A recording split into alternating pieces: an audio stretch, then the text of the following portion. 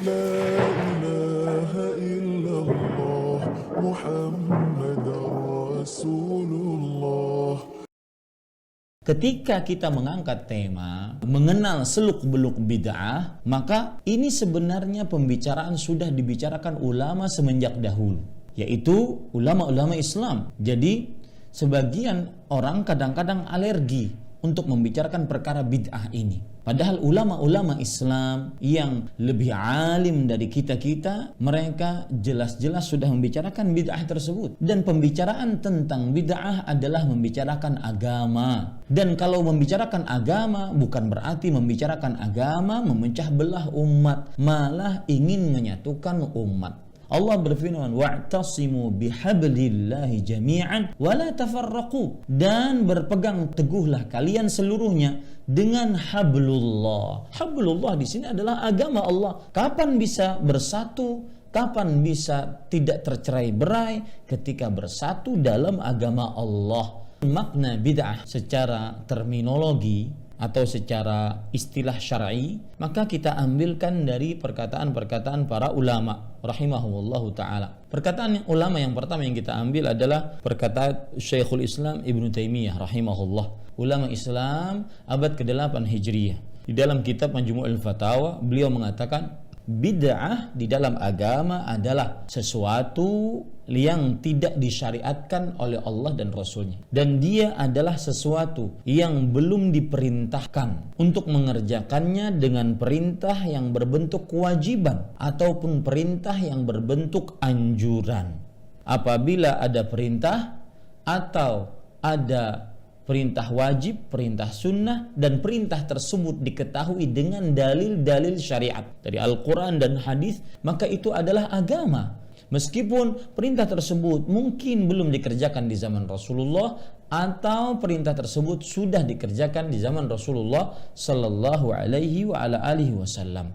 Jadi kalau kita perhatikan perkataan Syekhul Islam Ibnu Taimiyah rahimahullah taala di sini, bid'ah di dalam agama, ya, bukan di dalam perkara dunia. Pengertian yang kedua kita ambilkan dari perkataan Imam Asy-Syatibi rahimahullahu taala. Beliau adalah seorang ulama besar yang hidup pada abad ke-14 atau lebih tepatnya 790 Hijriyah. Nama beliau yaitu Ibrahim ibn Musa ibn Muhammad Asy-Syatibi, dan beliau termasuk dari ulama negeri Andalus. Katakan di dalam kitab beliau yang sangat luar biasa, yaitu Al-I'tisam. Beliau mengatakan bid'ah adalah thariqah, metode di dalam agama yang dibuat-buat menyamai syariat. Menyamai tapi sebenarnya bukan syariat. Tujuan mengerjakan bid'ah tersebut berlebih-lebihan di dalam beribadah kepada Allah Subhanahu wa taala. Beliau mengatakan di sini jalan, metode di dalam agama. Jadi bid'ah erat kaitannya dengan perkara agama, tidak erat kaitannya dengan perkara dunia, kecuali perkara dunia tersebut diatur oleh agama. Sekarang pernyataan dari Al-Hafidz Ibnu Hajar Al-Asqalani rahimahullah, Asy-Syafi'i yang bermadhab Asy-Syafi'i, di dalam kitab Fathul Bari. Beliau mengatakan bid'ah asalnya adalah sesuatu yang dibuat baru di atas tidak ada contoh selainnya atau tidak ada contoh sebelumnya. Wa tutlaqu fi syar' muqabilus sunnah fatakuna madhmumatan. Artinya, dan disebutkan di dalam syariat adalah kebalikan dari sunnah. Maka kalau dia kebalikan dari sunnah, maka dia adalah tercela. Kemudian juga hampir sama pernyataan-pernyataannya yaitu Imam As-Suyuti rahimahullahu taala. Beliau menyebutkan hal ini di dalam kitab Al-Amru bil Ittiba' wan Nahyu 'anil Ibtida'. Perintah untuk mengikuti syariat dan larangan untuk berbuat bid'ah. Jadi ulama-ulama terdahulu di abad ke-8, abad ke-9, abad ke-10, abad ke-11 sudah membicarakan hal itu.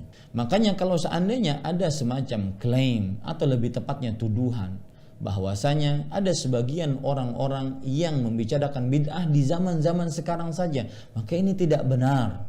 Bid'ah sudah disampaikan oleh Rasulullah di masa hidup beliau, disampaikan lagi dan diterangkan lagi oleh para sahabat di masa mereka, kemudian diikuti oleh para tabi'in, tabi'ut tabi'in, dan dijelaskan dengan sedetil-detilnya oleh para ulama, terutama ulama-ulama Islam yang hidup di abad ke-8, ke-9, ke-10, yang karena memang di zaman tersebut banyak sekali timbul perbuatan-perbuatan bid'ah.